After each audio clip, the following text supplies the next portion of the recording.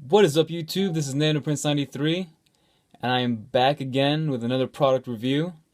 I know it's been a while, but I'm going to start uploading more videos more frequently for all the fans. So, I recently switched from AT&T to T-Mobile, and I got kind of bored of my iPhone 5S, so I was like, you know what? I'll try Android for the first time in my life. I've owned every single iPhone from the original iPhone all the way to iPhone 5S. I literally have every single box still. And I just wanted to change it up. I wanted a bigger screen. And I thought, why not try Nexus? See what it's like. So I've been using this phone for the past 3 weeks, and I've been blown away. I'm not gonna lie. I did not think I was gonna like Android. I thought I was gonna use it 2 weeks, return it, and then get my 5S back. But I'm sticking with it.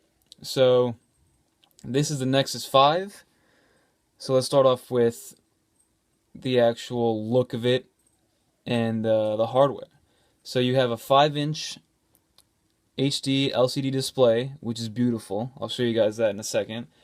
But as we turn the phone, to the left of it, all you have are the volume rocker buttons, as you can see, hopefully, which are very, very clicky, very tactile, easy to use. You know when you're pressing up and down. Then you turn it to the back, you have this beautiful matte black finish. Right now, a little fingerprinty, but all the fingerprints easily wipe off with a little rag or even just your fingers. You see the beautiful Nexus logo, the LED flash, and the camera. Then you turn it around again. All you have is the SIM card tray and the power button. Below you have the micro USB port for charging and data transfer. And then microphone and speaker on the bottom. And then on the top, headphone jack and IR blaster, and that's all you have. And then on the front you have the speaker on the top, and on the top left you have the front-facing camera, and on the bottom there's a little LED flash which basically alerts you when you have notifications that are waiting you on your home screen. So like I said before, guys, the screen itself is probably my favorite feature. It's 5 inches, it's the perfect size, it's not too big, not too small.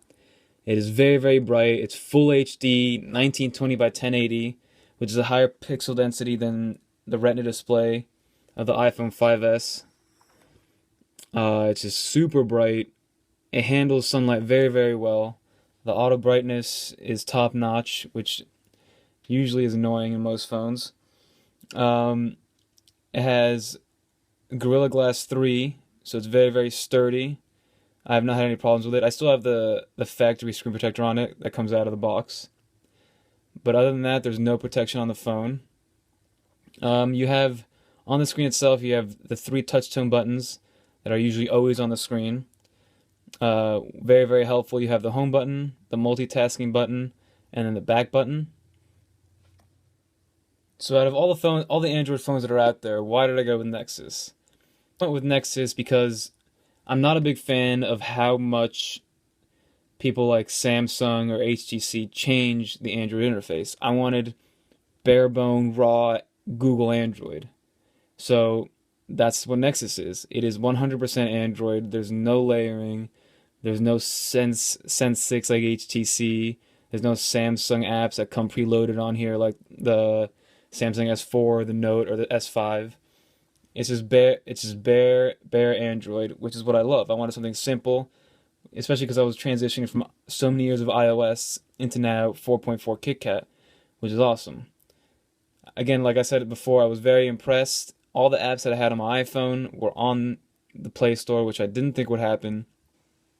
The interface of the phone is amazing. Everything is super responsive. Everything loads up very, very fast, depending on your internet, obviously.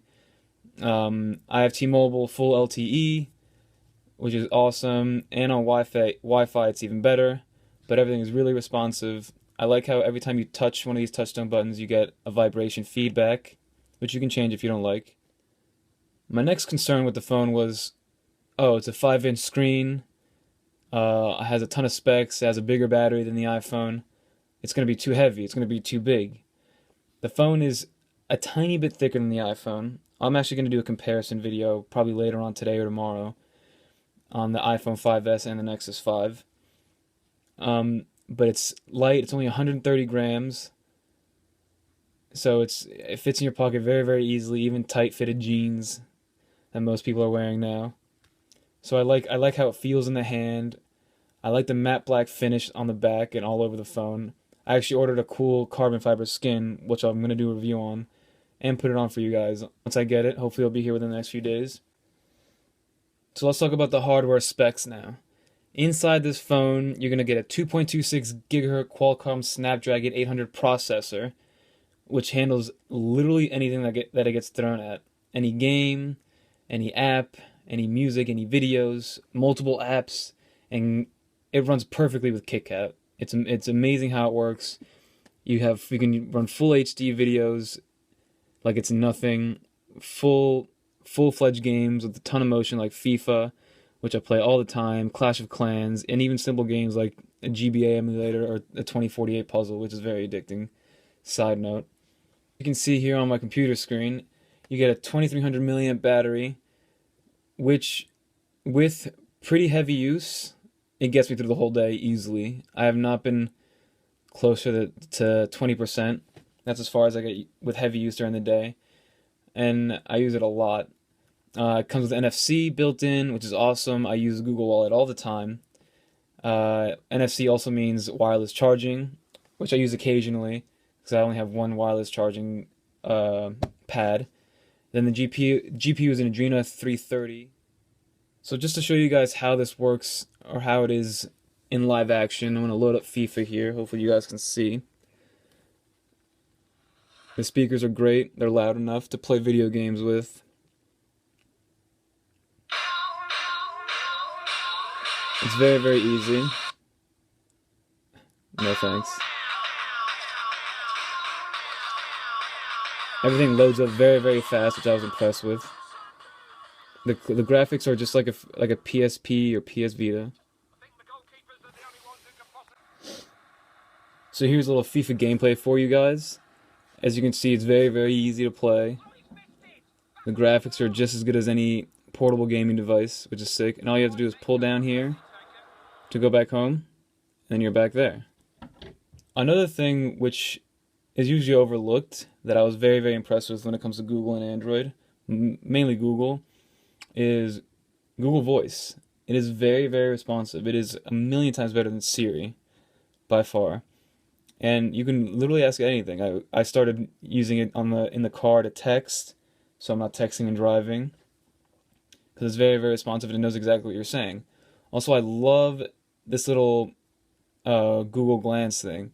It has all the news that I would ever want, all my sports teams. So I'm born and raised in Miami. I love all my Miami teams. Has sports news, anything I'm interested in. It just knows. And the more I use it, the more I tell it what I'm interested in, the more it knows what to put there for me.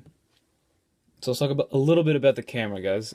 On the back camera is an 8 megapixel camera, records in full 1080p HD, and in the front you have a 1.3 megapixel camera.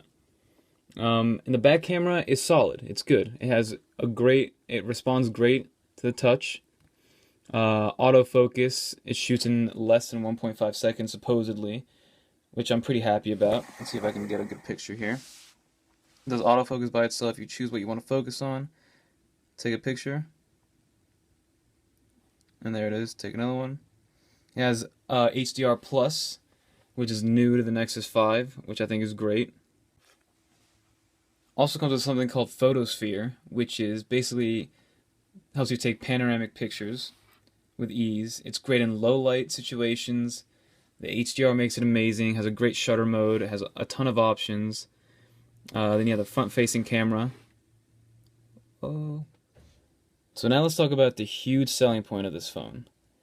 Unlocked, you can get this phone for $350 for this 16 gig black model, which is what I have. $350 unlocked. You get it from the Google Play Store, which I'll leave in the description.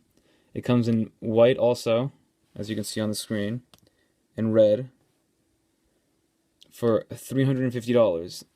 I don't know if you guys know this, but the new HTC M8 came out, and there's going to be a Google Play edition, and that is $700, twice the price. And this phone is the same, if not better. It's just a different finish.